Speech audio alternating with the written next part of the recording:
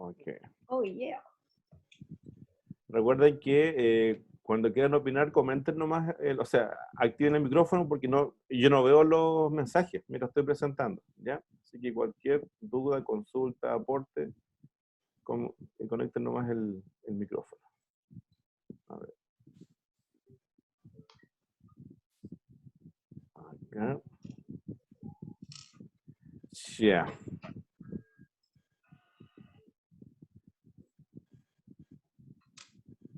¿Qué es esta pregunta? ¿Están viendo la pantalla, no? ¿Se ve la proyección? ¿Sí? Sí, profesor. Ya. Entonces,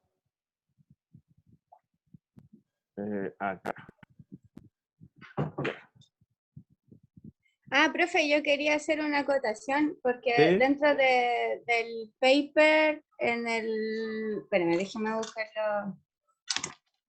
Apunte. El cuadro comparativo, ese que dijo usted que había que verlo con atención del enfoque clásico y el enfoque modificable cognitivo. ¿Sí? Ese está cortado, no se ve todo lo que dice al final. Ese Ese ¿no? mismo. Sí, a ver si lo subimos, espera. Ahí. Ahí lo subimos. Ahí está. Ese. Ya.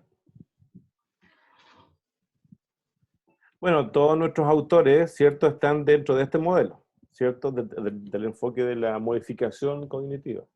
¿Sí?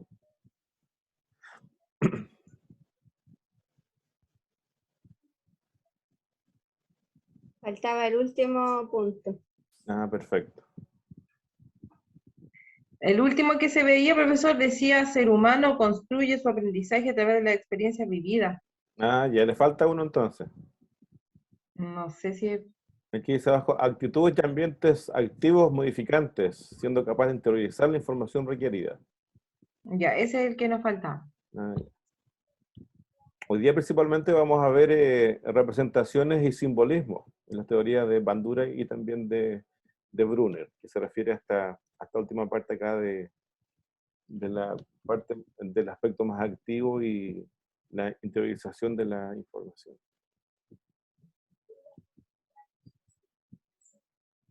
Interiorizar la información requerida. Gracias. ¿Ya? Ok. Bien, entonces terminamos de ver, ¿cierto? Hicimos una pequeña repaso la otra vez. Y quedamos andamiaje y la mediación, ¿cierto? Que era lo que proponía principalmente Vygotsky y que lo va a desarrollar mucho más Feuerstein. ¿Ya? Bien, entonces vamos a conversar un rato, ¿cierto? Dialogar un rato acerca de el aprendizaje observacional o por imitación. ¿Ya? Este es de Albert Bandura, o Alberto para los amigos latinos. ¿Ya? Ya Albert Bandura. ¿Sí? Ustedes principalmente lo van a encontrar por aprendizaje por modelos o por imitación, ¿ya? En la literatura así en general. Y bueno, ¿de qué se trata? Principalmente que... un segundito.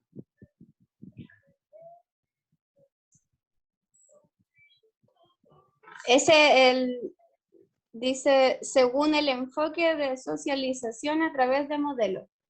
Se refiere a Bandura. Sí. Espera un segundito. Ya. Se cortó la luz acá adelante, entonces están llegando los mensajes de la alarma. Hubo un choque cerca de la casa. Hace 1 hora y media estaba sin luz.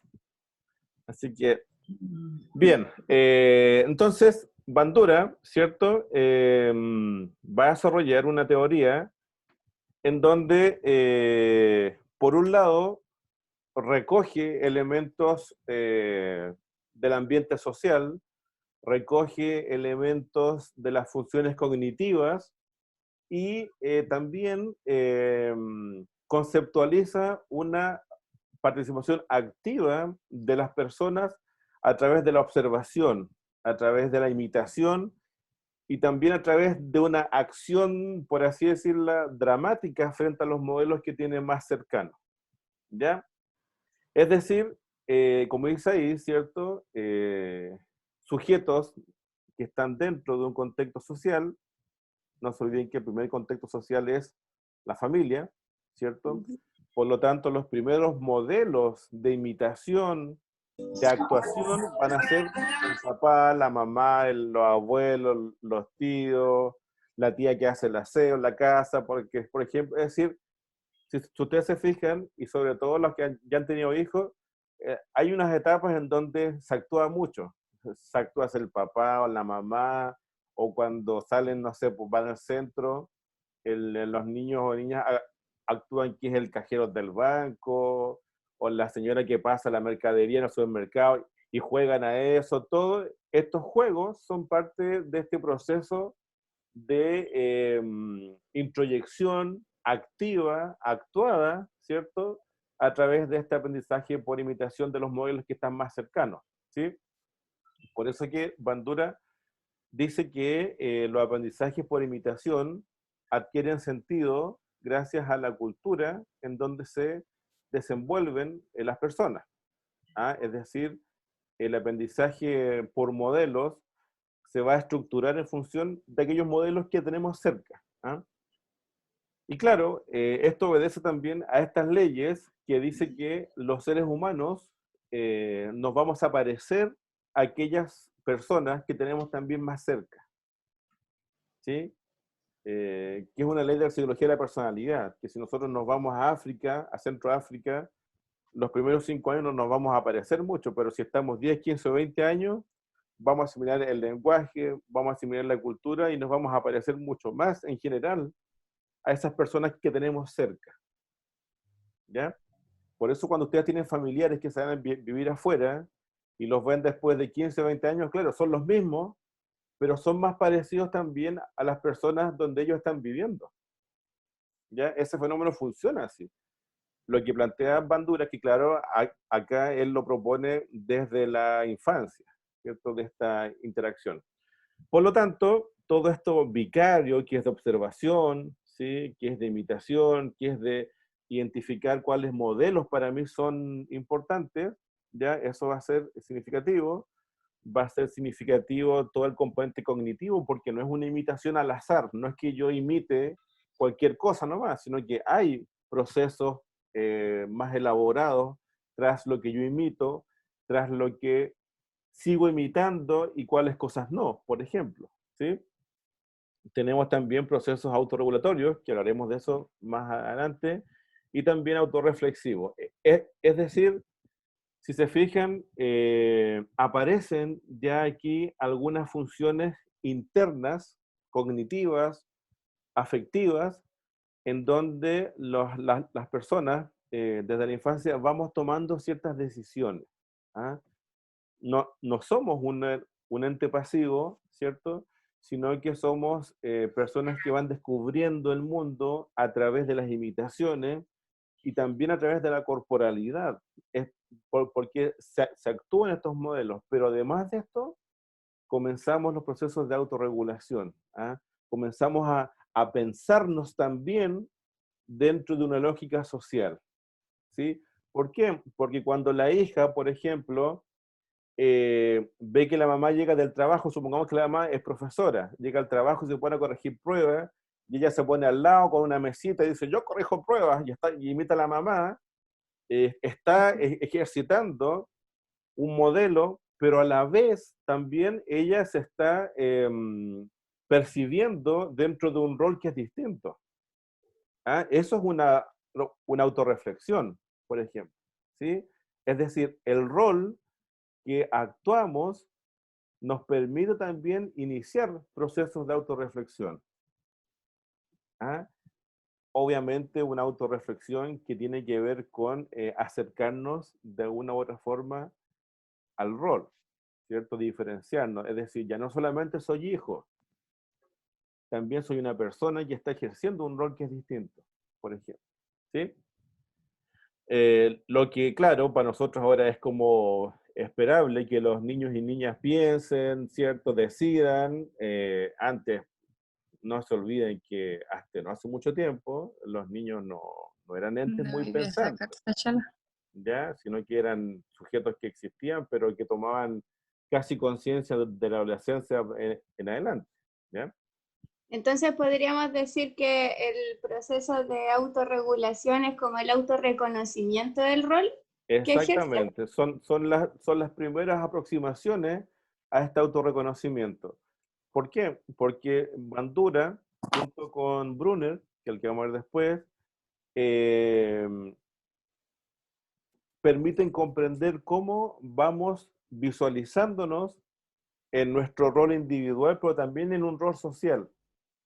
¿Ah? Y esto es gracias a la autorreflexión, ¿sí? La autorregulación tiene que ver también con esto de la capacidad de anticiparme a los hechos. ¿Ah? Y cuando yo me anticipo a los hechos, puedo mentalmente generar representaciones que me adelantan lo que podría suceder. Y si, por ejemplo, yo me imagino algo, me adelanto, y sé que el resultado es negativo, ¿yo qué hago? Me autorregulo. ¿Se entiende? Es decir, la autorregulación con la autorreflexión están relacionados. En los niños, por ejemplo, cuando entienden que hay cosas que les van a hacer daño, poner los dedos en el enchufe, poner la mano en la estufa, ir a la cocina cuando está hirviendo una olla. ¿Ah? Los niños no tienen que quemarse necesariamente para entender que les va a pasar algo. Muchas veces se anticipan, porque hubo cierto un contexto o un modelo que les ayudó a poder comprender eso. ¿Sí? ¿Ya? Entonces esos dos elementos están relacionados. ¿Sí? Entonces, como vivimos en un modelo, o sea, en un constante mundo lleno de modelajes, ¿ah? Vamos imitando, vamos actuando. Primero, aquí hablamos en etapas entre los 3 y los 6, y después la actuación previa a la etapa adulta va a ser en la adolescencia, una actuación mucho más sofisticada, una actuación que tiene que ver más que nada con identidad de grupo, ¿ya? Donde aparece la vestimenta, ¿cierto? Las culturas asociadas a grupos de pares, cosas así. Pero lo que comentan Bandura es nuestra etapa más previa, ¿sí? En donde el pensamiento adquiere un lugar fundamental, ¿sí? Adquiere un lugar central, ¿ya? Eh, y esto no es menor porque las personas, ¿cierto? Todos nosotros comenzamos a darnos cuenta que la capacidad de pensar es una herramienta importante, ¿sí? Eh, ¿En qué cosas nos damos cuenta? Como por ejemplo cuando llegan familiares y los niños de la casa cantan o se hacen los chistosos o se hacen los amorosos o amorosos, o sea, todas esa forma de acercarse a alguien, de obtener algo, son procesos que están dados por el pensamiento, son porque se anticipó, cuando venga mi abuelita, a mi abuelita le gusta que yo, no sé, pues haga cosas chistosas, que yo baile, que yo le cuente un chiste y logro cosas con eso. Esa anticipación son procesos del pensamiento, son procesos del pensamiento, ¿ya? Y esto no es menor. Esto no es menor, ¿por qué? Porque vamos comprendiendo que el pensamiento es una herramienta y que tiene una utilidad. Las que han tenido la fortuna, ¿cierto? O los que han tenido la fortuna en este curso de trabajar con niños en básica, saben distinguir con claridad qué niños y niñas se han dado cuenta que el pensar es una herramienta, por ejemplo, ¿ah? Y lo utilizan a su favor, ¿sí? ¿De qué forma? Apoyando en clase, no sé, pues siendo buenos compañeros o compañeras, convidando los útiles, o sea, hay una conducta ahí que está instalada y que tiene una funcionalidad que va más allá de la conducta, ya se refiere a eso, ¿sí? Bueno, y estos procesos psicológicos internos son potencias, son aspectos mediadores, ¿ya? ¿Qué significa? ¿Qué significa esto? Que existe, según Bandura, una Profesor, naturaleza intrínseca, ¿sí? profesor, ¿Sí? ¿me escucha? Al ¿Sí? parecer tiene problemas como de audio porque de repente se escucha súper bajo y después se sube el volumen súper alto. No sé si le pasará a todo o solamente tengo yo el drama. No, se escucha bien acá. A Cuando mí igual habla, se me pega, a mí igual, yo no escucho de repente, igual se me como pega el que, audio y todo. sí, como que de repente está súper bajito y de repente como que sube la voz. ¿Sí? ¿Ahí me escuchan bien o no? Súper Ahí bien. bajo. Escucho bien, profe. Yo igual escucho bien. Profe, una compañera está diciendo que si es que la acepta, porfa. Espérate, a ver. Ya entré, Ah, ya. gracias. Ya, Ah, ok. ya, Profe, ya. el tema del volumen, el problema con las señales de teléfono están caídas, varias compañías van y vuelven, entonces hasta el wifi está fallando. Así Ah, que ya. el problema no es usted, Ah, somos, ya. somos nosotros, valga la redundancia. Ah, ya. Bueno, ya. Eh, bien, me perdí lo que iba. Esto. Claro. El proceso La psicológico. mediación. Sí, que en el fondo, cuando hablamos de la potencia del observado, tiene que ver con, en el fondo, qué cosas nos llaman la atención de los modelos del ambiente. Tiene que ver con eso, ¿ya? Por ejemplo, por lo general, ¿quiénes llaman la atención? Los bomberos. ¿Se han fijado, no? Que a los niños y niñas como que les gustan los bomberos, ya el carro bomba, ya. Antes eran los carabineros, ahora con toda la cuestión social, esas identificaciones están un poco más fragmentadas, ¿ya? Siendo que existen carabineros que de verdad que hacen bien su pega, ¿cierto? Pero hay una discursiva donde esa identificación está más complicada, ¿ya? Pero hay ciertos estereotipos sociales, ¿ah? Que llaman la atención a las personas más pequeñas, ¿ah? Y en la casa, también, no todos los sujetos de la casa tienen la misma potencia como modelo de imitación, ¿sí? Tiene que ver aquí con una cuestión afectiva, tiene que ver con una cuestión también de curiosidad, y tiene que ver con un tema también que está asociado a una cierta posibilidad real, ¿cierto?, de poder imitar, ¿ya? ¿A qué me refiero con esto? Que hay un acercamiento y un conocimiento también previo. Es decir, no se imita cualquier cosa, sino que se imita aquello que tiene una potencia. ¿Se acuerdan que en las primeras clases mencionábamos que uno percibe aquello que tiene una potencia específica? Durante el día percibimos muchas cosas, pero no todo queda en nuestra mente al final del día. ¿Qué queda? Aquello que fue más potente, que fue más significativo, que tuvo una impronta que para nosotros fue más importante, no para todos. Aquí entran las subjetividades. Esa misma lógica ocurre en los aprendizajes por imitación, ¿ya? Por eso que si, por ejemplo, el viejo pascuero lo ven ¿cuánto? Un par de veces al año, pero tiene una tremenda potencia. El traje, la barba, el significado de los regalos, la discursiva asociada, por ejemplo, ¿ya? Es decir, esos elementos impactan las formas también que tenemos de procesar los modelos, ¿sí? Y principalmente el modelamiento es a través de lo observacional, ¿ah? Estamos en una etapa donde los sentidos están en pleno desarrollo, por lo tanto, lo que observamos tiene también una potencia significativa, ¿ah? El mundo de los animales, las texturas, los colores, todo eso es algo tremendamente significativo para los niños y niñas, ¿sí? Bien, espérate, ingresar. ¿Ya? Por lo tanto, estamos en un mundo inmerso de modelos, ¿ah? En un mundo de imitaciones, ¿ya? En donde principalmente las personas, según Bandura, queremos conocer, queremos conocer. Cuando somos pequeños queremos conocer el mundo, queremos tocar el mundo, queremos conocer las personas y principalmente queremos conocer los actos de las personas y queremos saber cómo nos constituimos a través de nuestros actos. ¿Ya? La mamá es mamá, pero también es trabajadora. Y la hija o el hijo le va a contar a la mamá qué hace en la pega y por qué hace esto, ¿ah? Y por qué tiene que hacerlo, y qué pasa cuando esto otro. Interesa eso. ¿Ah? Es decir, el conocimiento con la ejecución van de la mano. Por eso que actuamos estos modelos que tenemos cerca. No basta solo con que la mamá nos cuente que es profesora. ¿Ah? Nosotros queremos también jugar a que somos profesores.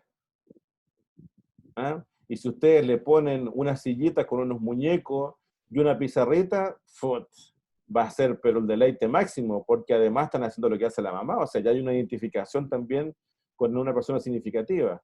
Y además están, ¿cierto?, ejecutando esto de conocer y acción y ejecutar. ¿Ya? Autorreactivas son las personas, ¿cierto? ¿Por qué? Porque logramos reaccionar emocionalmente, afectivamente, cognitivamente frente a los modelos y a las acciones de los modelos. ¿Sí? Es decir, nos reconocemos en los distintos roles. Es la primera vez que reconocemos que tenemos roles distintos. Si tenemos hermanos, conocemos el rol de hijo y el rol de hermano, cuando somos pequeños. ¿Sí? Son los roles que están más claros por lo general. ¿Ah? Después vienen los roles de nieto, de nieta, de sobrino, todo eso. Pero la primera vez que generamos, ¿cierto?, una diferenciación de lugar que tiene que ver con modelos asociados a componentes sociales, es cuando empezamos a imitar conductas asociadas a un ejercicio, por ejemplo. ¿Sí? Soy hijo y puedo ser profesor. Soy hijo y puedo ser bombero. Soy hijo y puedo ser el caballero que maneja, no sé, por el colectivo, el bus, por ejemplo. ¿Ya? ¿Ah? Empiezo a diferenciarme. Es lo que se llama el yo, no yo. ¿Ah? Ya no soy solamente un rol, sino que soy capaz de identificarme también en otros roles, principalmente en roles sociales. Si no tuviésemos estos ejercicios primarios de ejecución de roles, después nos costaría muchísimo interactuar en lo social. Porque el mundo social es un universo que es complejísimo. Es un universo complejo, lleno de signos, de claves, de lenguaje, de actitudes manifiestas, actitudes latentes. Hay muchas cosas en lo social comportamiento que son muy sofisticados, que no están escritos en ninguna parte, y que tú aprendes a desarrollarlos, aprendes a ubicarte en todo un contexto social. Por eso que a las personas que tienen algún problema del espectro autista, esta sofisticación social les cuesta mucho aprenderla, ¿ah? Porque no son cosas concretas. Por ejemplo, cuando en una reunión social un no significa un sí, por ejemplo. O cuando alguien te está diciendo que está muy agradado de que hayas venido, pero en el fondo te está diciendo que lata que viniste. ¿Cómo se explica eso? Eso son sofisticaciones sociales. Y estamos llenos de esos elementos. ¿Ah? Por eso que si no tuviésemos estas primeras ejecuciones, conocer, ejecutar, ¿cierto? A través de los modelos de aprendizaje, nos costaría mucho más poder aprenderlo. Pero el mundo social es tremendamente complejo. Ustedes mismos, cuando tengan clases presenciales y sea la hora del café en la mañana, dedíquense a observar a sus pares, a sus colegas. Van a encontrar ahí un mundo de claves sociales, y en este caso específicas al mundo de los profesores y profesoras. ¿Ah? Y cuando son establecimientos grandes, no sé, pues ahí tienen para hacer un doctorado, ¿ya? Un doctorado. ¿Ah? Entonces, tiene que ver mucho con eso, ¿sí? Y esto permite también esta capacidad de autodirección, ¿ya? Que está asociado a la regulación. ¿Ah? Uno puede decir, pero bueno, ¿cómo es que la pregunta quizás uno puede hacérsela de adulto. ¿Cómo uno se autorregula cuando es adulto? ¿Cómo aprende a autorregularse? ¿En base a qué? ¿En base a experiencia? ¿En base a aprendizaje? ¿En base a qué? Primero fue ejecutando, es decir, probando, conociendo. ¿Ah? Hay un tipo de aprendizaje que es el aprender haciendo, lo he escuchado por ahí, ¿cierto? Es un aprendizaje que es bien noventero, ¿cierto? Pero que surge de esto, ¿ah? De que aprendemos haciendo. ¿Ah? Y una vez que hacemos, introyectamos representaciones mentales de los roles. No tenemos para qué ejecutar después constantemente un rol para poder comprenderlo. Cuando ya empezamos a avanzar y tenemos pensamiento abstracto, podemos imaginarnos un rol o podemos escuchar a alguien que lo ha ejecutado. Y eso nos permite anticiparnos. ¿Ah? Y es la anticipación la que nos permite esta capacidad de regulación. Entonces, cuando vemos que hay personas que no se autorregulan, que son personas más impulsivas, que piensan después de actuar, no es, uno podría decir que a lo mejor hubo un aprendizaje vicario de esta lógica que no fue muy afortunada, o que hay un trastorno, un problema ahí en los rasgos de personalidad, en donde la estructura, los aprendizajes, el aprendizaje de normas sociales, no ha sido capaz de poder mediar entre la impulsividad y entre el control, por ejemplo. ¿Sí? O hay otras cosas, consumo de droga o algún trastorno mental que esté asociado. ¿Ya? Por eso cuando tenemos estudiantes, especialmente en la etapa de la adolescencia, a veces están todos estos elementos. A veces no hubo, por ejemplo, el modelo vicario más cercano fue de un padre alcohólico impulsivo que le pegaba a la mamá, que por nada ejercía violencia. ¿Ah? Y claro, si bien es cierto, uno no elige al azar los modelos, sí elige bajo esta ley de que elige lo que tiene más cerca. Profe, ¿y las actitudes narcisistas? Ajá. ¿En qué entra, o sea, dónde entran en estas características? Lo que pasa es que el narcisismo se puede entender como de dos formas el concepto, ¿sí? Uno podría ser un narcisismo que está asociado a la falta de afecto, o lo que surge cuando nos sentimos, ¿cómo se llama esto? Nos dejan de lado, desplazados, ¿ya? Que es esta pena o esta rabia cuando alguien no nos quiere, o cuando para Navidad le entregan el regalo más grande al hermano, no sé, pues. O cuando yo me saco un 6, esto de ver, o cuando el hermano le saca un 6, oh, el mejor hermano, por ejemplo. O cuando la pareja nos dice, ¿sabes qué? Ya no te quiero más, no sé, pues. Esa idea narcisista es un tipo de narcisismo, que es por carencia de afecto o porque me siento desplazado. Eso me puede generar pena o rabia, me baja mi autoestima, me siento muy mal. ¿Ah?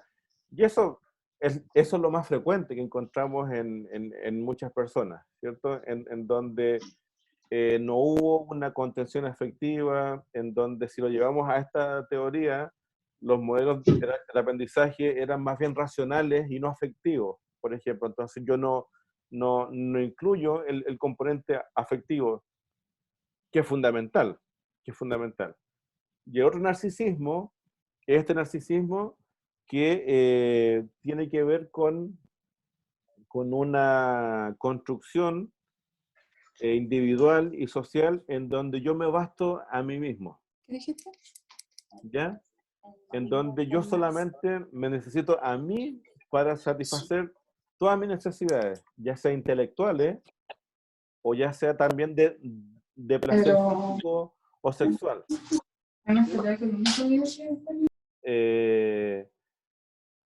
Hay unas etapas entre los 4 y los 6 años, y ustedes lo han visto con su hijo o hija, en donde el cuerpo es una zona de exploración muy activa, ¿sí?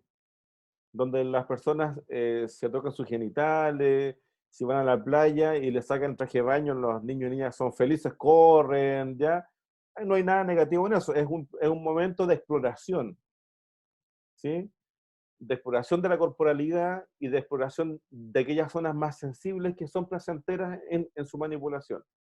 Eso es lo que se llama el placer onanista, es decir, que yo me entrego placer a mí mismo. ¿Sí? Me van siguiendo, ¿sí? Pero esa etapa después se pasa. ¿Ah? Es decir, cuando yo soy adulto, obtengo placer corporal y sexual, pero en función de otra persona. Es decir, yo soy capaz de obtener placer a través de otro cuerpo, de otra corporalidad. No me basto a mí mismo. Pero, por ejemplo, hay personas que se bastan a sí mismas. ¿Ah? Es decir, yo soy el origen y el objeto de mi placer. Cuando hay, por ejemplo, actividades masturbatorias que son muy frecuentes y que no se cortan desde la infancia. ¿Eso qué genera? Que yo me centre en mí, porque yo me genero placer a mí mismo, me centre en mí y pierdo la capacidad de empatía con el resto. No me pongo en los zapatos del resto, porque no necesito al resto para sentirme bien. Cuando yo hablo de sentir placer con un otro, con una otra, ¿cierto? Es placer afectivo, placer corporal, todos los tipos de placeres, ¿cierto? Pero si yo necesito a alguien, yo pierdo esta condición de empatía. Y ese narcisista es peligroso. ¿Sí? Me van siguiendo, ¿no? ¿Sí? Ese es peligroso porque primero no es empático, ni empática. El segundo, no saben querer ni amar. No, porque para amar a alguien tienes que descentrarte de ti mismo, tienes que entregar cosas que tú lo haces por el bienestar de la otra persona, por ejemplo. ¿Ah? Y tercero, crean un pseudo lenguaje, o sea, narcisistas tienen pareja y todo, pero utilizan a las personas. ¿Ah? Es un pseudo lenguaje emocional. Lo aprenden a decir te amo, te quiero, pero no lo sienten. Esos son peligrosos. ¿Sí? ¿Sí? Esos son psicópatas. Sí, lo que pasa es que el psicópata, ese nace malo, ese viene biológicamente predispuesto. En algo le pasó en el camino que se transformó en un narcisista que puede ser tan peligroso como el otro. ¿Ah? O sea, ahí la diferencia es una línea. ¿Ah? Pero el psicópata clásico, ese viene malo, ahí no hay tratamiento. No hay tratamiento. ¿Sí? Profe, ¿la empatía igual está vinculada a la imitación? Exactamente, sí, está vinculada. Porque Bandura nos va a decir que se necesitan componentes cognitivos, componentes del medio ambiente, cultural, modelos y también afectividad, para que esa imitación tenga un sentido y se construya como un rol que nos permita anticiparnos las conductas. Es decir, la afectividad aparece como un elemento central. Es decir, no se olviden que lo racional, ¿se acuerdan que hablábamos que son dos caminos diferentes, el racional y el afectivo? El racional es funcional nomás, es funcional, cumple una función, pero es un cascarón que no tiene un componente socioafectivo dentro. Y no se olviden que las claves sociales principalmente pasan por los socioafectivos. ¿Ah? Si yo soy solo racional, yo no voy a entender cómo funcionan las interacciones sociales. ¿Qué es lo que pasa con los elementos del espectro autista? Hay un pensamiento causalista muy racional, pero cuando se incluyen sofisticaciones sociales que están asociadas a lo afectivo, no los entiendo, porque no tienen lógica racional. No es 1 más 1, 2. No tiene esa lógica. Ustedes saben que los afectos tienen lógicas que son diferentes. Yo puedo estar amando a alguien y decirle, no te quiero ver nunca más. Y por dentro, ¿qué quiero? Ay, no quiero nunca dejar de verte. Pero le estoy diciendo en el lenguaje que no te quiero nunca. Entonces, una persona racional dice, o sea, una persona racional que está viendo eso dice, no lo quiere, ¿no? Porque le está diciendo que no lo quiere ver nunca más. Pero si agregamos el componente emocional, ¿qué decimos? Uy, qué tontera está haciendo. ¿Por qué no deja de lado su orgullo y le dice nomás que quiere estar? ¿Se entiende, no? ¿Se fijan? Esas sofisticaciones Sí, profe. están dadas por la afectividad. ¿Ya? Bueno, y aún así, nunca terminamos de cerrar los aprendizajes sociales, ¿eh? Porque a veces no nos damos cuenta de algunas cosas. que después que suceden, entendemos que estuvieron ahí presentes y ya adquieren sentido. Porque las cosas también adquieren sentido gracias a la temporalidad.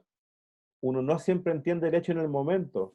A veces debe pasar un tiempo en donde cognitivamente, emocionalmente, experiencialmente, maduramos algo y ahí recién entendemos el porqué de lo que nos pasó. Pero racionalmente siempre queremos entenderlo todo aquí y ahora, y eso no es posible. Eso no es posible. Hay cosas que requieren de esta curva de tiempo para poder entenderla. ¿Ah? ¿Ya?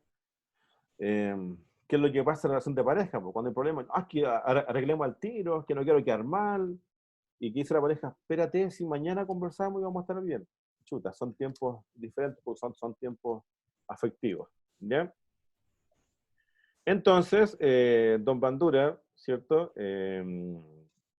Hablamos de esto que nos permite regular a través de la introyección, de anticiparnos, y es lo que dice acá, ¿cierto?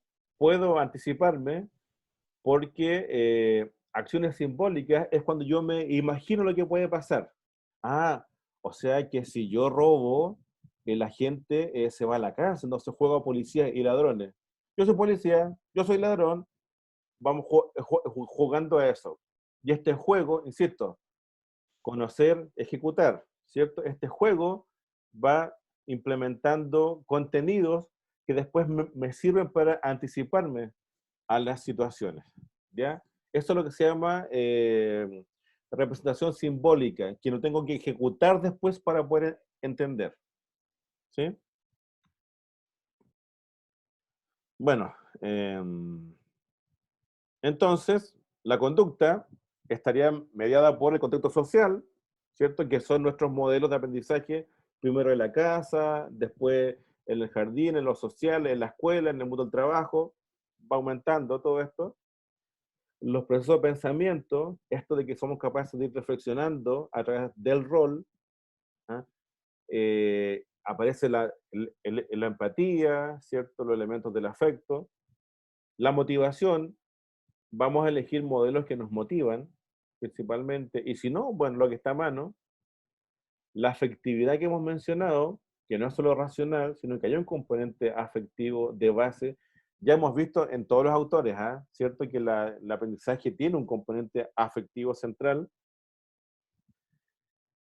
Todos los procesos que influyen en las actividades humanas, afectividad, motivación, aspectos actitudinales, experiencias previas, contenciones, vivencias, se refiere a eso. Y los determinantes personales del funcionamiento psicosocial, es decir, lo subjetivo, mi propia historia, el contexto de mi casa, las características de mis modelos más cercanos, mis formas de aprendizaje, todo eso. ¿Ah? Se refiere a eso todos estos cuadritos. ¿Sí?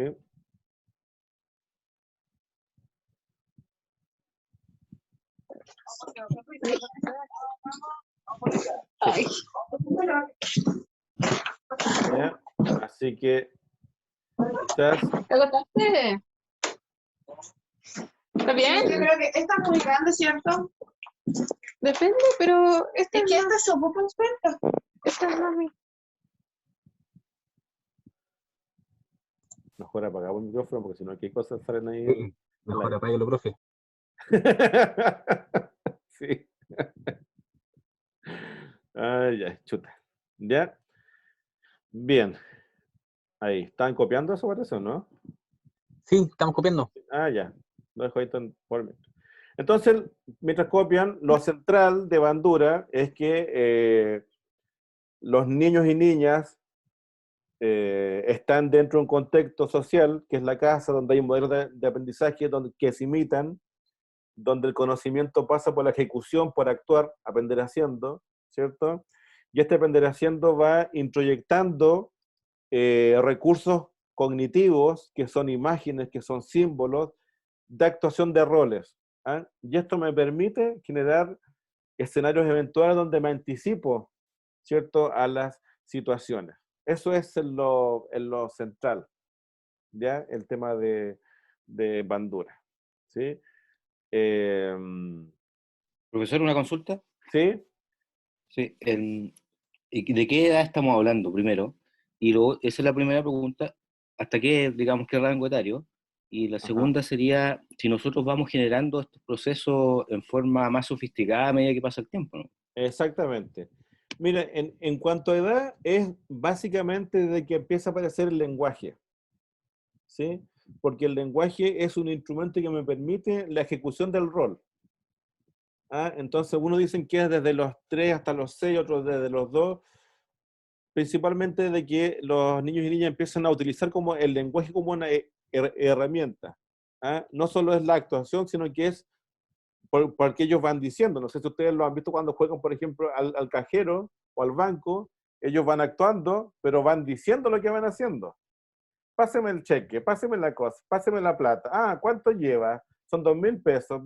Juegan, pero van verbalizando. No es un juego mudo.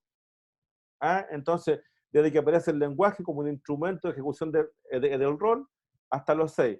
Y sí, esto se va sofisticando y, insisto, toda la vida vamos a ir aprendiendo, después representándonos los modelos, porque, por ejemplo, cuando uno va a una entrevista de trabajo, tú lees el cargo, lees el puesto y tú te imaginas qué es lo que hay que hacer. Por ejemplo, va a llegar preparado. O sea, siempre en entrevista de trabajo, ¿cierto? Hay que leer la empresa, detrás de la empresa y ver el cargo. Y cuando uno hace eso, uno lleva introyectado simbólicamente qué es lo que eventualmente podría hacer ese cargo. Me adelanto. ¿Sí? Bien. ¿Lo copiaron ya esto, no? ¿Sí? Sí, profesor. Profe, Ya. Ya. Obviamente que después no vayan a decir acá que algunos copiaron el modelo de la infidelidad, pues. ¿Ah? Y le van a echar la culpa a Bandura, que fueron infieles porque fue un experimento de aprendizaje. Ya, ahí no entra eso. ¿Ah? Eso sí que no. Ya, era un chiste para poder sacar un Es poco que de tensión. depende de las conductas que tomen en realidad las personas que caigan en eso, profesora. O sea, en la expresión de infidelidad, para todos los lados que sea, ¿cierto? A veces hay modelos, sí, pues. Cuando a veces, por ejemplo, los papás tienen ciertas conductas que están asociadas a eso, sí hay modelos. Hay modelos de infidelidad. ¿Ah? No es la variable, no es la única variable, sino que son varias, pero aparece eso, sí, sí, sí. El modelaje es muy potente porque está estructurado en base a personas que por uno son significativas. Y eso es lo que le da la potencia al modelaje. Por eso que nuestros profesores, profesoras en enseñanza básica o en el jardín son tan importantes. ¿Ah? Esa potencia del modelaje tiene mucho que ver con las actitudes, con el lenguaje, con la cercanía, con la afectividad, que se establece con las personas que ocupan un lugar importante principalmente en nuestra infancia. ¿Ah? Sobre todo en lo afectivo. Sí, sí. En lo afectivo somos un radar de sensibilidades afectivas cuando somos pequeños. ¿Ah? Y el combustible de las personas son los afectos. Y eso va a ser siempre. O sea, la benzina son los afectos. Entonces, cuando falta ese combustible, se nos comienza a complicar un poco las cosas. Se nos complica por los dos extremos, por exceso y por falta. Por eso, profe, igual es importante enseñarle a los niños y a las niñas, nosotros como adultos, enseñarles a que ellos puedan aprender, sepan distinguir sus emociones. Eso igual es Sí, importante, no limitarlos en eso. sí, sí. Y darle la importancia necesaria a todas sus emociones, pues, y ir esa gestión guiándolos. integral, ¿cierto? De todas las, no solamente las que culturalmente son las buenas, sino que todas. Y el exceso de afectos también genera rasgos narcisistas. ¿Ah? Porque me vuelco en mí. Entonces quiero que todo esté centrado también en solamente lo que yo necesito. Así que... Ahí entraríamos a hablar entonces como el rompimiento de los patrones en cuanto a cómo nos trataron nuestros padres y en relación a cómo tratamos a nuestros hijos. ¿Podríamos decir patrones? Sí, sí. Mire, una de las críticas a la teoría de Bandura es que algunos lo encontraban medio conductista. Que decían, claro, entonces, ¿cuánto proceso mental hay bajo la imitación? Porque en el fondo estás imitando un modelo conductual nomás. Entonces Bandura fue muy criticado por eso. Pero hay procesos cognitivos y afectivos a la base de los modelos de imitación. Pero en cierta forma también hay harto modelaje conductual. Hay harto modelaje conductual. Cuando tú vives en el campo y tienes 2 o 3 personas que están cerca tuyo, no tienes mucho repertorio para ver qué vas a imitar, por ejemplo. Y ahí, claro que es mucho más conductual. Y el rol está asociado a un conjunto también de validación social. Cuando yo les comentaba que no se elige al azar, se elige también qué rol en la familia es el que tiene más potencia dentro del circuito de las relaciones también internas. Entonces yo no voy a imitar a mi hermano, que es el último de la línea antes que yo, el que tiene menos peso. Yo voy a imitar a aquel que también genera, ¿cierto?, cierta jerarquía o ocupa cierta jefatura dentro de los roles sociales dentro de la familia también. Entonces ya se empieza a complejizar el tema de los modelajes. Pero sí, el alcoholismo tiene mucho de modelaje, por ejemplo. Tiene mucho de eso. Tiene componentes afectivos, socioculturales, pero también tiene mucho modelaje. Por lo general, en un porcentaje no menor, las personas alcohólicas tuvieron un modelaje persistente de padres también con problemas de beber, por ejemplo. También la violencia. ¿Sí? Así que interesante eso. Obviamente nunca es una variable, ¿cierto? Es multivariable, pero hay algunas que tienen un peso específico más importante en la explicación de algunas conductas o algunos trastornos. ¿Sí? Ya, bien. Y finalmente, ¿cierto? Socializamos a través de modelos, ¿sí? A través de actuaciones, cuando hablamos de los psicomotores que vamos generando representaciones mentales a través de ejecución de un rol, ¿cierto? La reciprocidad triádica, es decir, la acción, la cognición y los factores ambientales, es decir, el modelo social de la casa, la familia, la acción de la ejecución del modelo y los elementos cognitivos que están a la base, ¿sí?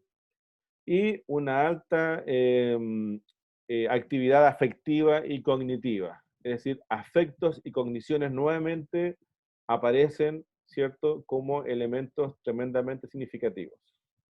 ¿Sí? Eso es en Bandura. ¿Ya? ¿Estamos más o menos claros, no? ¿Con Bandura? ¿Sí? Sí, profe. ¿Sí? Ya. Perfecto. Ya. Vamos a admitir acá a unos compañeros. Bien, eso con Bandura.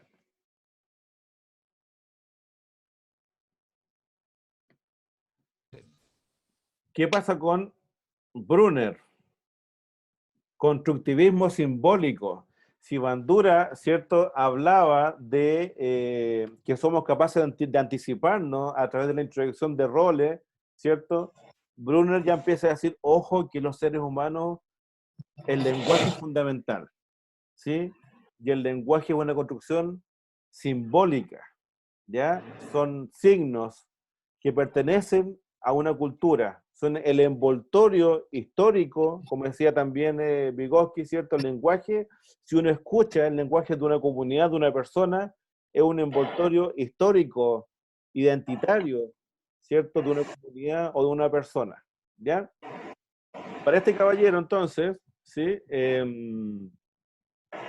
Este paradigma va a ser cognitivo cualitativo, en el sentido de que está orientado a las características descriptivas que hacen que seamos diferentes.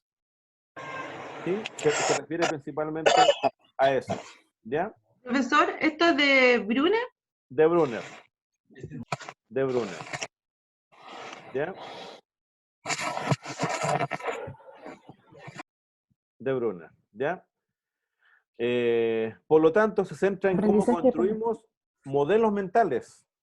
¿Modelos mentales de qué? De conocer, de interacción con el mundo, de aprendizaje, cómo aprendemos. ¿Ah? Cada etapa del desarrollo, por lo tanto, va a tener sus propias representaciones mentales. ¿Sí? No se olviden que una representación mental es una figura abstracta, simbólica, acerca de algo de la realidad. Y eso va a cambiar con cada momento de la vida. ¿Sí? Por ejemplo, no sé, pues, algunas personas que leyeron El Principito en la enseñanza media, por ejemplo, captaron cierto simbolismo y cuando uno lo lee de adulto, percibe otras cosas. ¿Se han fijado, no? O sea, El Principito hay que leerlo, bueno, siempre, pero principalmente de adulto. ¿Ah? Se entienden o se captan ciertos simbolismos que están dados por la etapa. ¿Sí?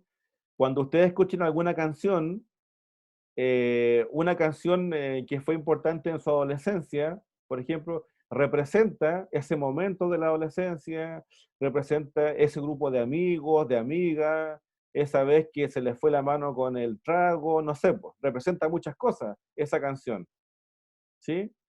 El lenguaje representacional es propio de la raza, más que de la raza, iba a decir raza humana, ya es filogenéticamente hablando del Homo sapiens, ¿sí? Em, y eso no es menor en el sentido de que en la corteza se generan representaciones simbólicas, primero como imágenes, cuando hablamos generamos imágenes, y segundo representamos el mundo, o sea, el mundo externo está, por así decirlo, digitalizado mentalmente a través de representaciones internas, que adquieren sentido solamente para nosotros, no para el resto del mundo. Porque si hay ciertas canciones que a ustedes les gustan, les pueden gustar a otras personas, pero significan y representan cosas distintas por los momentos de vida en que esa canción adquirió una connotación vital también. ¿Sí? Por eso que es re interesante ver, por ejemplo, los artistas, conocer cómo crearon la canción, cómo crearon esa escultura, cómo fue que se pensó esa pintura, en qué momento se desarrolló ese poema, ¿ya? Porque finalmente una creación es una representación simbólica de algo. Por ejemplo, el otro día veía un documental de Astor Piazzolla que tiene esta tonada de Adiós Nonino, ¿la han escuchado? Adiós Nonino. Por supuesto. Sí, sí. Bueno, y él decía que la escribió cuando supo que había muerto su padre. Entonces su hijo decía, yo escuché que mi padre supo que había muerto mi abuelo, se fue a su, no sé, su biblioteca, no sé dónde, eh, muy ofuscado, muy solitario, entre rabia y pena, agarró el bandoleón y empezaron a salir notas. Y claro, cuando uno escucha esa tonada, uno se va dando cuenta que está la pena, que está la rabia, la desesperación, la agresividad, la calma, o sea, están esos elementos, por ejemplo. O sea, eso es una construcción musical que representa un momento de vida de esa persona. Y claro, nosotros lo podemos comprender o acercarnos un poco porque alguien nos cuenta de eso, ¿cierto? Pero significamos el mundo a través de representaciones que son simbólicas, ¿sí? En la primera vez que su hijo le dijeron papá o mamá, por ejemplo, no solamente la palabra, fue en qué momento fue, en qué contexto, en qué situación. Son representaciones, ¿sí? Entonces, este caballero, ¿cierto? Brunner, nos va a hablar de eso, ¿ya? De que construimos un mundo simbólico que está dado por estas representaciones. Es decir, el mundo externo se constituye gracias a los simbolismos que nosotros vamos estructurando. ¿Sí? Ahí levantó la mano su compañero. Sí, bueno, era justamente por lo mismo lo que decía, el significado significante de lo que significa para uno la emotividad que Ajá. pone en alguna pieza musical, y cómo repotenciar una idea. De hecho, el mismo, no solamente Astor Piazzolla, los que no conocen Piazzolla, lo dejo mucho más cercano, el tema All by Myself de Eric Carmen, All by Myself, es el tema de un concierto de piano número 2 de Rachmaninoff, que ya era triste, y él lo repotenció, lo dejó más triste todavía. Ajá. Sí, sí, bueno, eso es lo... Bueno, es que el mundo de los artistas es una cuestión que es fascinante, ¿eh? Ah, a mí me gusta la biografía, cuando son buenas biografías, sí, porque hay biografías y biografías, pero cuando tú encuentras una biografía buena de algún artista, empiezas a tratar de comprender un poco más acerca de cómo se llega a construir. ¿Ah? El resto de los mortales creamos algunas cosas, no sé si tan intensas, pero es una cuestión fascinante. ¿Ah? Em, yo tengo un amigo que es actor, tengo un amigo que es actor, ¿ah? Y cuando termina, bueno, antes cuando estaba en teatro, cuando terminaba de actuar, casi que había que revivirlo. ¿Ah? Se metía tanto en, no sé si meterse en el personaje es lo correcto, pero llevaba la técnica como a tal extremo que a veces seguía, eso tiene nombre creo, él decía que hay dos técnicas de actores que llevan el personaje todo el día y otros lo preparan. Este lo lleva, entonces, una vez le tocó actuar de Puck, del Duende Pícaro, en Sueños de una noche de verano de Shakespeare. Entonces, imagínense lo que es ver un tipo de 40 años actuando como duende.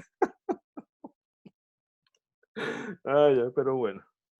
Pero sí, eso es súper interesante y hay que estar ahí con una construcción del mundo diferente para poder hacerlo. ¿Ah? Entonces, bien. Eso se llama memoria emotiva, profe. Sí, sí, es que este gallo Memoria es genial. emotiva, ¿eh? Sí, este gallo es genial. Es genial, pero bueno. ¿Dónde fuimos? Entonces, este mundo que se construye representacionalmente está principalmente mediado por el lenguaje. Es decir, uno puede tener la posibilidad, ¿cierto?, de tener imágenes,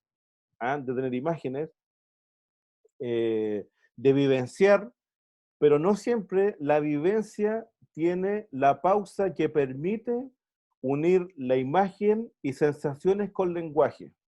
Es decir, a veces hay cosas que son tan intensas que yo no voy verbalizando lo que veo y lo que siento, sino que simplemente lo voy sintiendo, lo voy sintiendo. Y eso va quedando como una representación que necesita evocarse a través del lenguaje. ¿Sí? Esto pasa cuando hay elementos que son muy intensos en los aprendizajes o cuando hay vivencias que también son traumáticas. ¿Ah? Por ejemplo, si alguna vez ustedes iban conduciendo y se les cruzó un animal o se les cortó dirección o se rompió una rueda, no es que uno vaya diciendo, perdí la dirección y en este momento me estoy dando vuelta el auto. No, se fijan, o sea, la vivencia con la imagen van unidas, pero no están representadas por el lenguaje. El proceso posterior, ¿cierto? Es como yo voy dando sentido y coherencia a través del lenguaje. Esa misma lógica es la que plantea Brunner.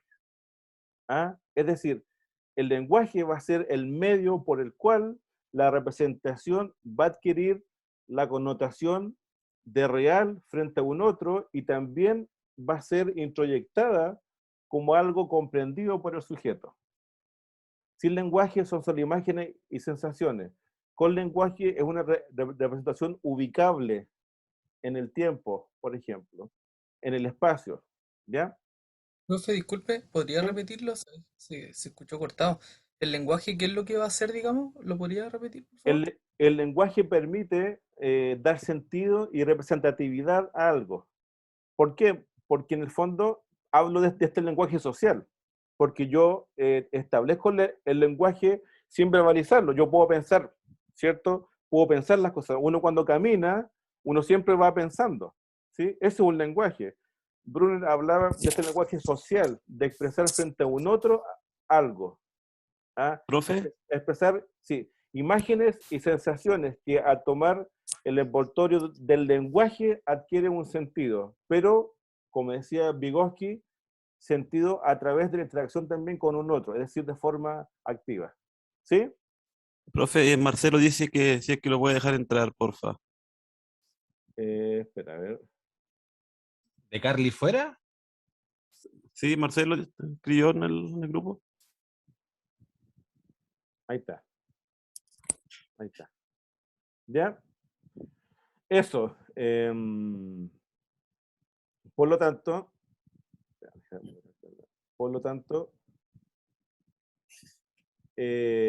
todos estos modelos mentales, estas representaciones, ¿cierto? Van generando insumos que me van a permitir poder anticiparme a los hechos. Bandura lo que decía era que a través de la ejecución de roles, el conocer actuar o conocer ejecutar, genero insumos que me permiten anticiparme, por tanto soy autorreflexivo, ¿cierto? Brunner lo que nos va a decir es que estos datos representacionales acerca del mundo, y ojo, del lugar que yo ocupo en el mundo, que es algo no menor, ¿sí?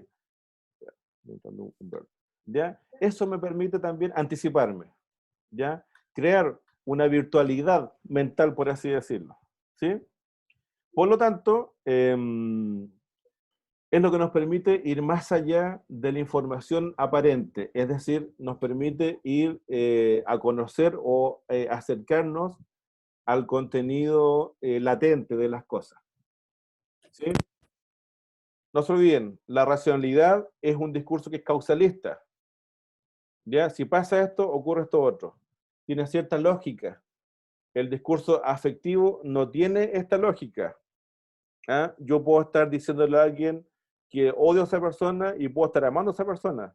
Discurso afectivo. ¿Ah? En el fondo, esta posibilidad, ¿cierto?, de representación me permite comprender estos dos lenguajes que interactúan en la lógica del entramado social, en la sofisticación de lo social, ¿sí? No es una cuestión que nosotros, insisto, sepamos siempre, sino que lo vamos constantemente revisando y aplicando, porque el mundo social es complejo. ¿Ah? Por lo tanto, el lenguaje me permite ir organizando, me permite ir conociendo el mundo y me permite irlo organizando. ¿Ah? La palabra constituye algo, ¿cierto? Algunos dicen que lo real se constituye a través del lenguaje. Sí, lo real quizás para uno, ¿ah? Pero el lenguaje tiene también un potencial que tiene que ver con los códigos y los signos como herramientas a través de la interacción entre las personas, ¿sí? ¿Se acuerdan cuando hablábamos, por ejemplo, de los elementos polisémicos del lenguaje? ¿Ah?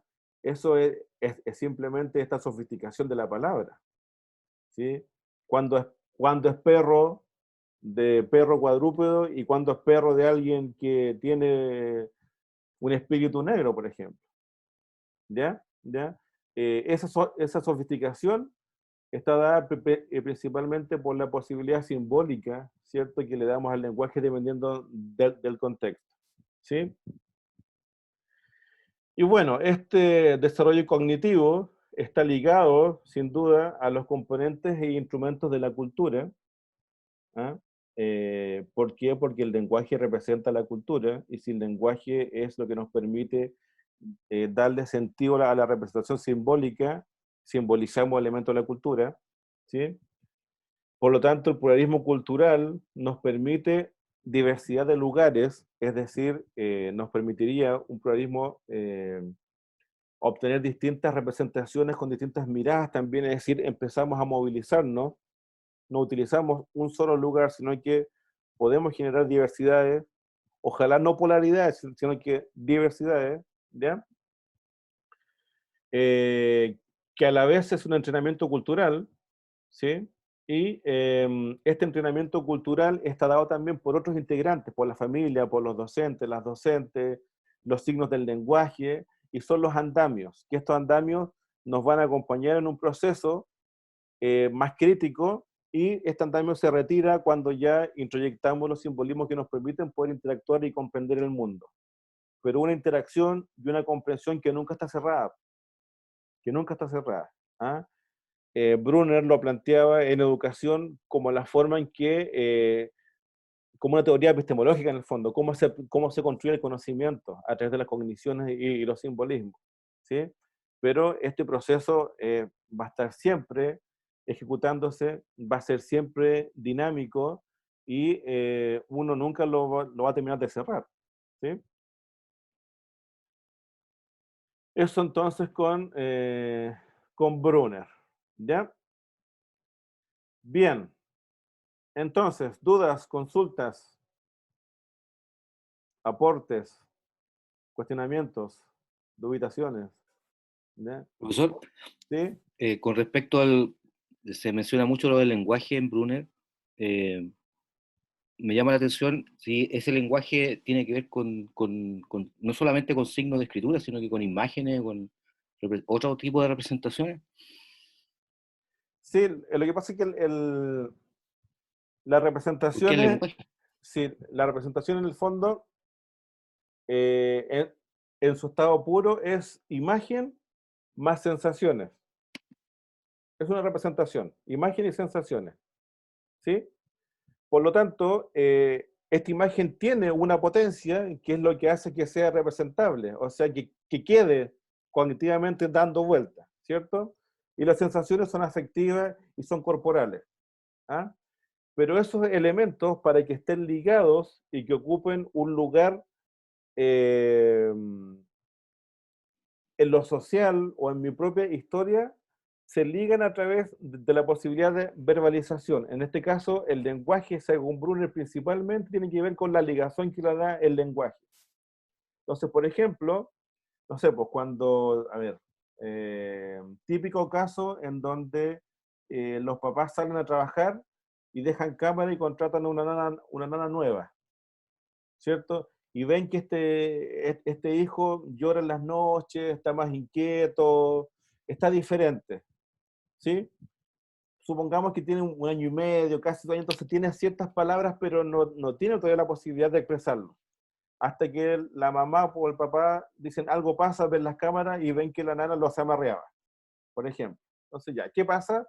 Los papás, bueno, se alteran, todo eso, pero lo que debiese pasar principalmente es que este papá y esta mamá, a través del lenguaje de ellos, como un psiquismo auxiliar externo, le contengan a este hijo y le expliquen que está más irritable, que no quiere comer, que devuelve la comida, que le duele el estómago, tiene que ver porque la persona que lo estaba cuidando a lo mejor lo maltrató o lo sabe, no sé. ¿Ah? Es decir, eso que no puede expresar este bebé directamente por un lenguaje, porque el lenguaje es incipiente, pero sí puede expresar algo, sí puede comunicar algo, pero no puede transformarlo en lenguaje, porque el lenguaje debe ser más sofisticado todavía. Sí lo pueden hacer los adultos, que es lo que se llama la mediación de un psiquismo auxiliar a través del lenguaje, que es cuando los papás le dicen, ah, lo que te pasa a ti es que te duele la guatita. ¿Se acuerdan cuando hablábamos de la función alfa? ¿Eso lo comentamos acá o no? Parece que sí, ¿o no? Sí, profesor, Sí, sí. en la primera clase. Está asociado a eso. ¿Ah? Después, cuando crecemos, somos capaces de verbalizar sensaciones corporales, emocionales, con imágenes. ¿Ah? Y lo hacemos a lo mejor con familiares o con nuestros amigos, cuando nos pasa algo y nos vamos a tomar una cervecita, ¿sabes, compadre? Me pasa esto y alguien nos escucha. Ahí estamos representando a través del lenguaje. Pero para Brunner principalmente es ese lenguaje, el lenguaje articulado con sonido, que se estructura en base a la interacción con otra persona. Porque no es que yo lo escriba, ¿cierto? O me hable al espejo, sino que sigue la lógica de Vygotsky, que se constituye como el lenguaje en función de un otro, de alguien que me escucha, de alguien que está haciendo gestos, me responde, es coherente con lo que digo. Ahí adquiere la connotación de real, por ejemplo. ¿Sí? Tiene que ver con esa lógica del lenguaje. ¿Ah? Por eso que yo puedo hablar solo, pero en ese caso no cumple la misma función. ¿Ah? Tiene que ser a través de un otro. ¿Ah? Por eso cuando nos suceden cosas importantes para que nos dan alegría o rabia o pena, necesitamos verbalizar, ¿cierto? Esto que comentaba su compañero la otra vez, esto de Maturana del lenguajear, por ejemplo, ¿cierto? Transformar el lenguaje en sensaciones, imágenes, y el lenguaje es el que se construye en representación cortical, ¿sí? Es el lenguaje. Que es simbólico también. O sea, porque cuando yo digo ceda al paso, veo la imagen simbólica, pero lo estoy transformando en un sonido. Yo puedo, el ceda al paso, puedo verlo como un triángulo o puedo escribirlo. Entonces, que escribirlo bien, sí, pues. Ceda al paso o se da el paso. ¿Ah? Que no es lo mismo. ¿Ya? Bien. Eso Ahí entonces. ¿Ah? hablaba de la representación simbólica, ¿cierto? Sí, sí, Que exactamente. que dice que se hace uso de la palabra escrita y hablada. Exactamente. Sí, porque según Brunner, o sea, se supone que la representación de la realidad se realiza mediante de tres maneras. Era la inactiva, la Ajá. simbólica y la otra no me acuerdo. Era la triada esta, pues. ¿Ah? Acá. Y la otra hablaba del simbolismo, de lo Sí, simbólico, de los elementos, de lo visual, pero no me acuerdo cómo se llama sí, sí. la tercera. No me acuerdo en este ¿Y qué momento. pasa eso? Por eso digo, en el fondo es una representación en estricto rigor, es imagen, ¿cierto? Y sensaciones, ¿sí? Lo que nos La permite, inactiva sí, lo- la inactiva sí me acuerdo que se sí, adquiría a través de la interacción. ajá, exacto. Lo que permite ligar estos dos elementos, imagen y sensaciones, es el lenguaje. Es el lenguaje. El tema es que como estos elementos están dados también por elementos socioafectivos, se construyen bajo la lógica de los afectos, es decir, temporalmente son siempre presentes. ¿Ah? ¿Qué significa esto? Que en el fondo, aunque ocurrieron hace tiempo atrás, como están bajo la ligazón de los afectos, son permanentes, porque la lógica de los afectos no tiene esta temporalidad causalista de lo racional. ¿Ah? Entonces, ¿qué es lo que hace que esto se asiente y que realmente deje de estar como flotando en la conciencia para asentarse como estructura? Va a ser este lenguaje que obviamente está plagado de elementos simbólicos. ¿Ah? De ahí la importancia de la verbalización. ¿Ah? Por eso que para Brunner es importante esto de la palabra, ¿ah? Esto de la interacción, ¿cierto? Esto de acompañar. Aparece también esta figura del mediador, que está dado por la estructuración del lenguaje como un puente y como un instrumento. ¿Sí? Pero bueno, todos estos caballeros eh, ¿Profe? son parte del constructivismo social, por eso que todos tienen elementos, podemos encontrar elementos comunes, diferencia también, ¿sí? Profe, ¿y cómo podríamos, porque la teoría de Brunner es el aprendizaje por descubrimiento. Sí, Se sí, supone que el niño es protagonista sí, esa lógica, sí, esa es la sí, lógica. ¿Y sí. cómo la podemos intencionar como en todo lo que usted está diciendo?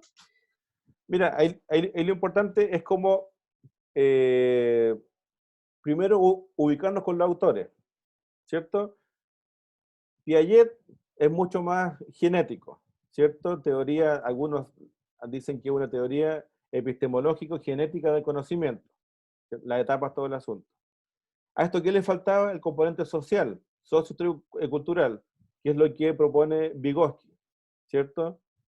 A Vygotsky le faltaba algo, ¿ah? Que era la interacción a través de los modelajes y los roles sociales que son propios de la cultura. Lo propone Bandura. A Bandura, ¿qué le faltaba? Principalmente el papel del lenguaje para unir las representaciones, ¿sí? Entonces, si tú te ubicas en cada uno de estos autores, vas a poder extraer, ¿cierto?, qué es lo que necesita dependiendo de lo que vea en tu estudiante.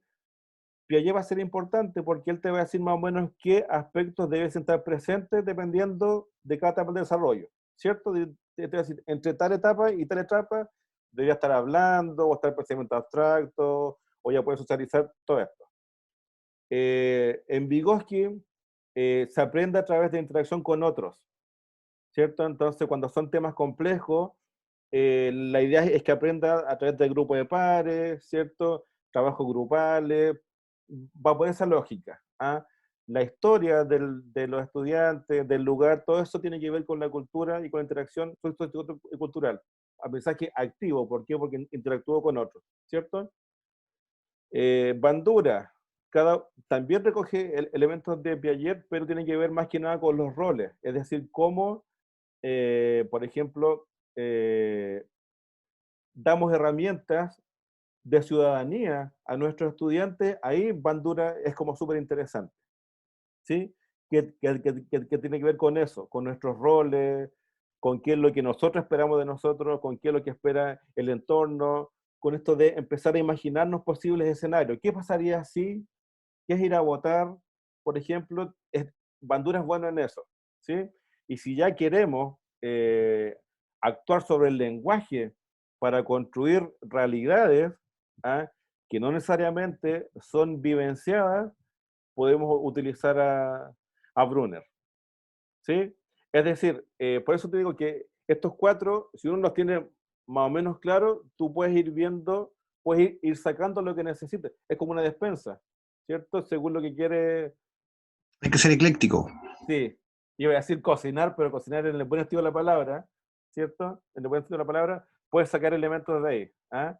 Pero eso va a depender mucho, ¿cierto?, del conocimiento que tengamos de nuestros estudiantes, ¿sí? Y esto también es un arte, porque lo que hablamos siempre, si tienes un curso de 30, chuta, se te complica un poco más, ¿ah? Pero el número también te va a permitir ver con quién trabajar. Por ejemplo, si tuviese un curso de 45, y esa pregunta es para todos, ¿con cuál de estos autores les es más práctico trabajar? ¿Creen ustedes? ¿Con Piaget, con Vygotsky, con Brunner, con Bandura? ¿Qué se les ocurre? Ya supongamos que queremos trabajar empatía, un valor transversal, empatía. Con Vygotsky. ¿Por qué con Vygotsky? Por la interacción social. Por la interacción de grupos, por ejemplo. ¿Sí? ¿Sí? ¿Ya? Va a depender mucho de la cantidad de estudiantes, ¿sí? Que es una limitante también importante, siempre, ¿sí? Pero ojo que nosotros estamos viendo un pincelazo así súper general, ¿eh? O sea, la idea con esto es que ustedes puedan ubicarse con los autores, más o menos de qué trata cada una de estas teorías, y a partir de eso sepan dónde buscar. ¿Ah? Y la que a ustedes también les haga más sentido, probablemente es la que ustedes más van a buscar. En el próximo módulo, con don Julio Moreno, ahí ya se bajan instrumentalmente y operacionalmente, la teoría se articula, ya con más cuestiones así, ya, ¿qué hacemos en aula con esto? ¿Ah? ¿Qué proceso de aprendizaje? ¿Qué herramientas ocupamos acá? ¿Con cuál autor? ¿Sí? Ahí ya eso lo ven con don Julio. ¿Ya? Ahí viene Quali Quanti, ¿o no? Él creo que Poderosa.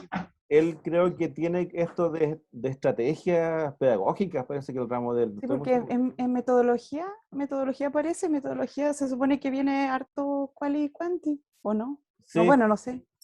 sí, pero como le digo, bueno, él eso lo maneja súper, entonces, pero ahí van a poder aplicar todo eso, ¿ya? ¿Ya? Pero insisto, lo importante eh, eh, es saber dónde buscar, ¿sí? Y para eso hay que conocer las generalidades de cada teoría.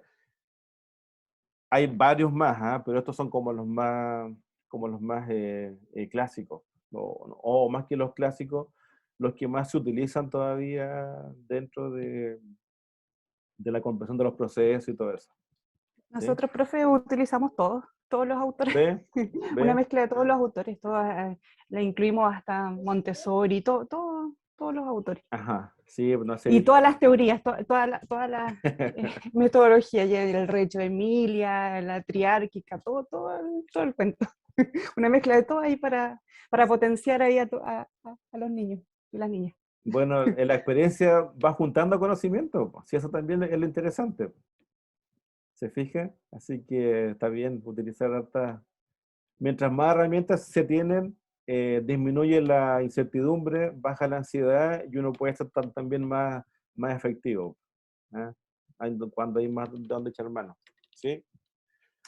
Bien, entonces, de los teóricos nos estaría quedando Ausubel y Feuerstein, ¿ya?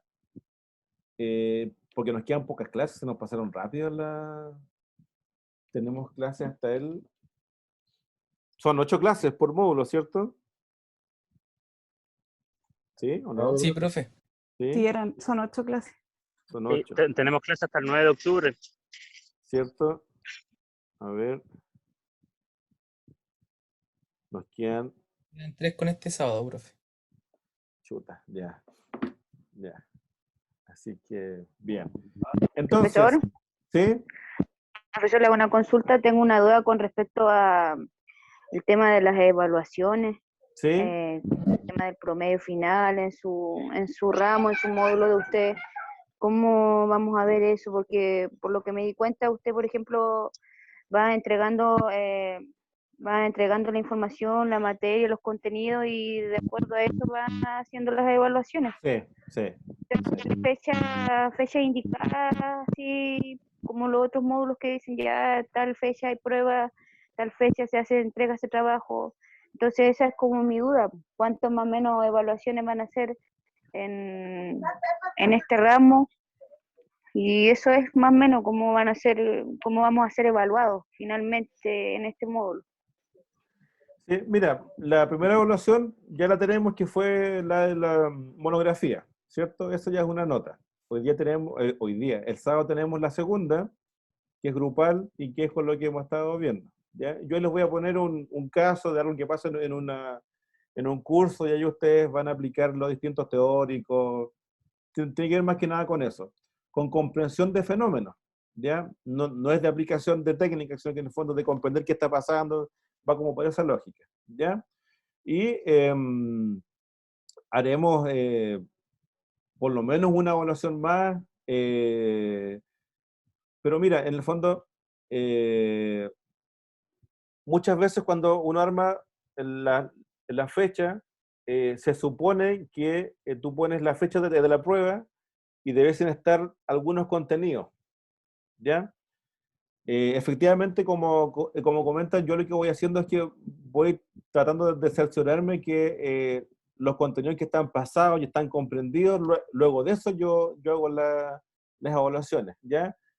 En el fondo, yo les diría que, espera, vamos ahí sí, a dejar de grabar, ¿ya? Para no irme, para no tener problemas, ¿ya? Pero no se preocupen, o sea, no van a reprobar la asignatura, pues si en el fondo con lo que hemos estado hablando en clase, estamos siempre repitiendo conceptos, dando ejemplos, ustedes mismos muchas veces han constituido contenidos acá. A mí lo que me interesa es... Profesor, sigue grabando por si acaso. Sigue grabando, profe. Ah, ya, chuta, ya. Bueno, ya, no importa. ¿Para qué la vamos a cortar? Lo que me interesa es lo más cualitativo, ¿ya? Es decir, que se hayan introyectado ciertos conceptos que permitan como acercarnos de otra forma algunos trozos de la realidad, ¿ya? O sea, yo no les voy a hacer evaluaciones así como para cortar cabeza, ni para... No, tampoco sería coherente si imaginan que yo le hiciera una prueba de alternativa, si todas las clases que hemos hecho han sido al ritmo del curso, con la experiencia de ustedes, y yo les pongo una prueba alternativa, es como una culebra con oreja, o sea, no tiene ningún sentido. ¿Se entiende eso, no? Se fijan, o sea, a mí lo que me interesa es que primero la pasemos bien, vayamos compartiendo todo. Yo he aprendido mucho también de la experiencia de ustedes, porque yo no trabajo en los liceos, entonces una realidad que yo a veces la conozco cuando voy a hacer talleres o cursos, pero yo no trabajo en lo cotidiano, entonces aprendo mucho con lo que ustedes me comentan, pero lo principal es eso, pues que la pasemos bien, que aprendamos, que interactuemos, y las evaluaciones no van a ser así que ustedes, no sé, pues estén sufriendo para rendir la evaluación. ¿Ya? Así que por ese lado no se compliquen de chuta con qué nos va a salir o nos va a joder en la última prueba.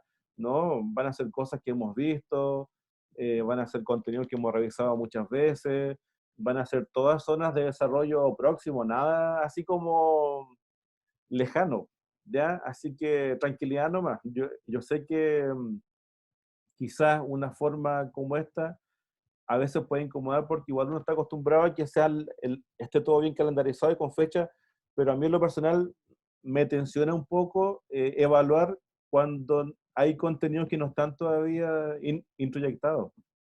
¿Ah? Por ejemplo, para la prueba de este sábado, tenían que estar introyectados todos los elementos que están en esa guía cortita, por ejemplo, de estos 4 autores, que lo hemos venido conversando ya hace rato, ¿sí? Así que por ese lado no se preocupen, no. Si reprueban va a ser porque no vinieron a clase o porque, no sé, pues, simplemente no. Las clases dejaron el nombre ahí y de las 8 clases nunca estuvieron, nunca leyeron nada, pero eso se van a dar cuenta sus compañeros cuando trabajen en grupo. ¿Ah? Ahí está la autorregulación también de rol de bandura. ¿Ah? Así que por eso que lleven leído, porque si no llevan leído, sus compañeros lo van a mirar con cara de Rottweiler. ¿Ya? Oiga, profe, otra ¿Sí? consulta. Sí. ¿Cuándo va a entregar las notas de la monografía? Yo creo que eso debería ser el próximo viernes, de este al otro. Ah, ya. De este al otro, sí. Tenía Sí. la duda. O sea, la idea es que estén todas las notas antes que termine el módulo, pero no, pues sería medio extraño que tengan su calificación después. O sea, Es que así nos ha pasado en los anteriores. sí, pues, es que el otro profe, entregaron ustedes qué bitácora, ¿en qué cuestión entregaron? Entonces, pobre de estar como...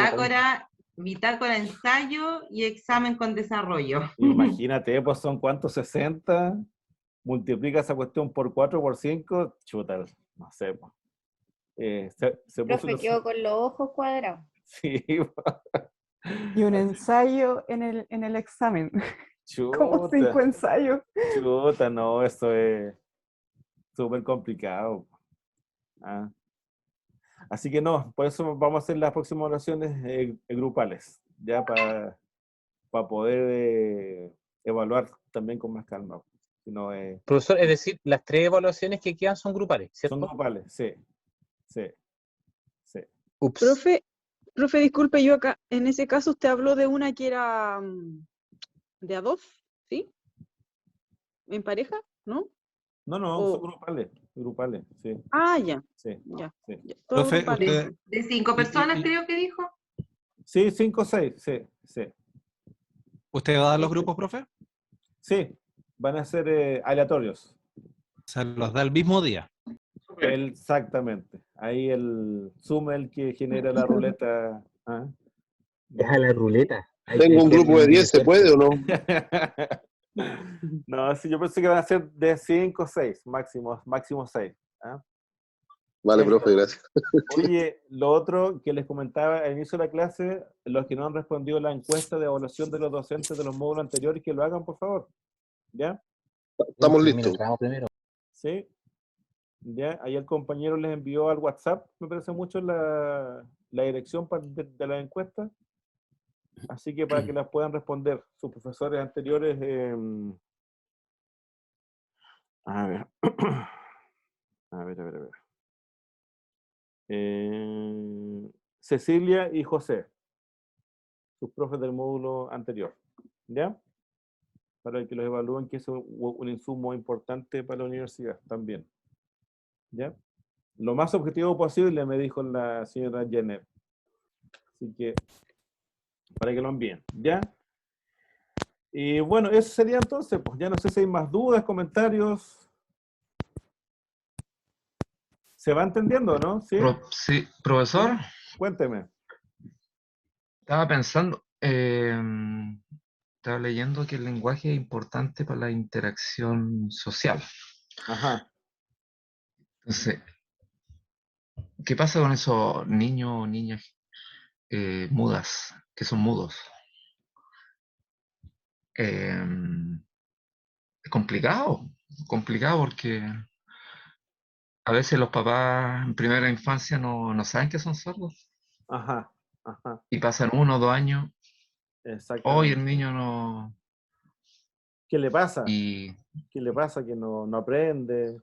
claro, Mm. complicado. Sí, sí.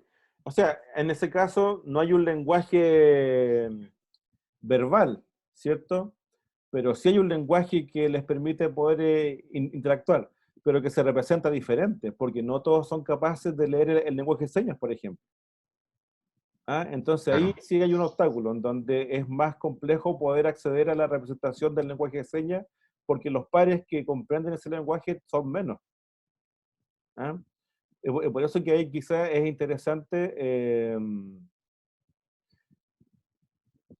Miren, yo una vez vi, no sé si era un documental de un pueblo, no sé si lo vieron, que había un muchacho que era sordomudo y él solamente conversaba con su polola. Entonces ella le avisó al pueblo, era un pueblo pequeño, le dijo al caballero del kiosco, no sé, pues de la carnicería, del transporte, le enseñó a saludar y a despedirse con lenguaje de señas. Entonces ese día de la mañana ella salió con su pololo y de repente todos lo saludaban por su nombre, se despedía, y el tipo empezó a mirar y dijo que estoy inventando, no me acuerdo bien cómo era, pero el transporte público lo saludó con lenguaje de señas y después se despidió. Después el tipo compró el diario y pasó lo mismo. Entonces, en el fondo era interesante porque, bueno, primero cómo la comunidad empatizó, ¿cierto?, con el lenguaje de señas, y lo segundo, cómo el mundo cambia cuando él puede comunicarse con más personas con las que habitualmente se comunicaba, que era solamente con su polola, por ejemplo.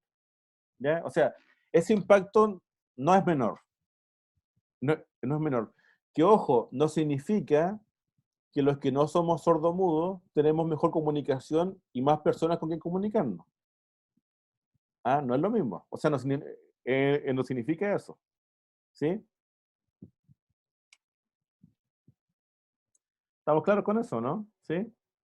Por eso de que el Facebook tienen 500 amigos, no es así. Pues. ¿Ah? Lo otro, profesor, que una vez un artista contaba que el hijo es sordo. Ajá. Y resulta que, bueno, lo llevó a Estados Unidos, estudió en Estados Unidos, volvió. Entonces el papá le decía, pero tú tienes que leer. Dijo, ¿y para qué quiero leer, papá, si yo observo? Ajá. Yo no necesito leer si con observar yo aprendo.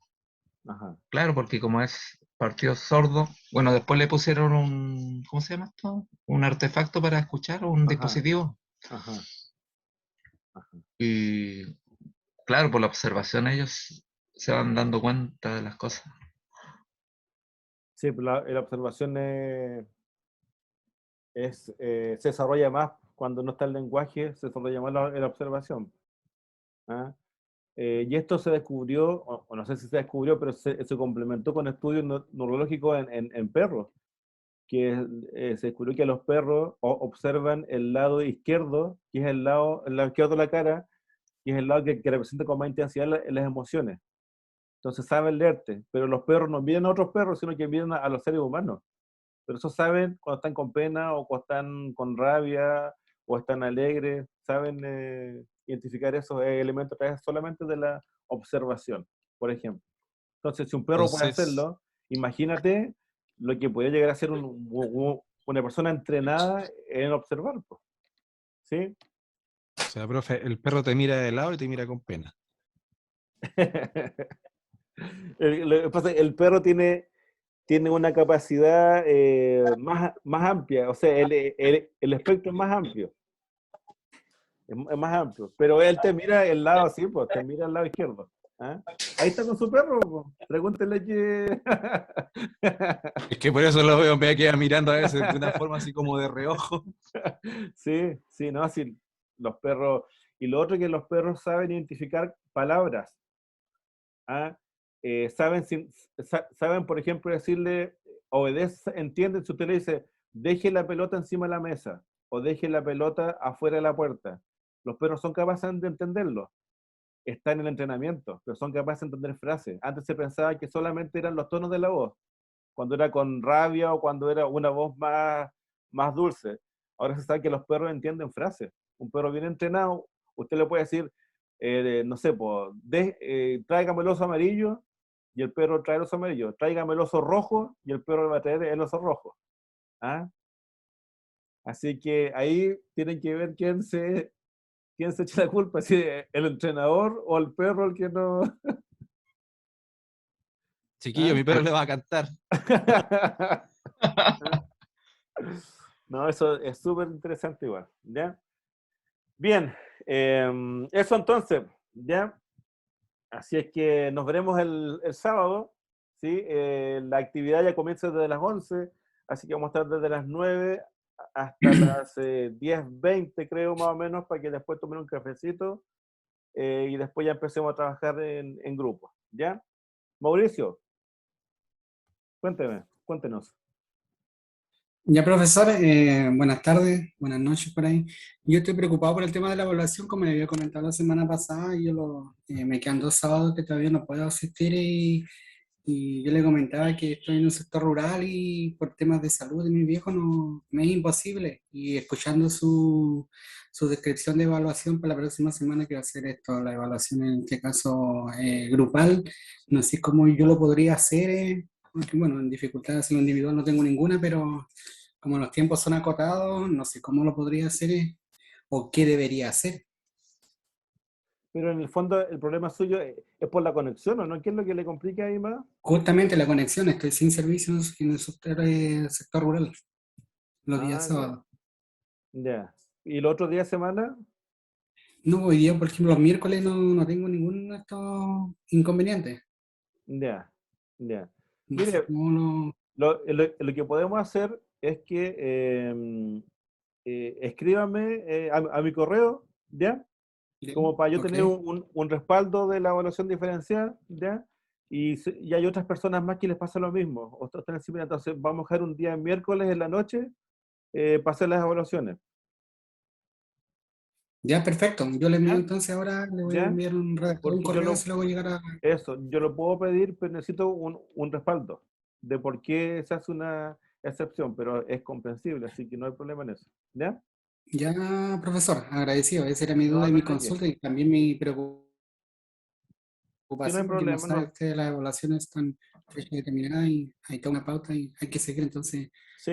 como igual son casos especiales, pero eso no quiere decir nada en tema y uno debe respetar esa parte. Bueno, así que Ajá. le envío el correo entonces y para ver qué puede hacer o cuándo me asignan en este caso la oportunidad para hacer la evaluación.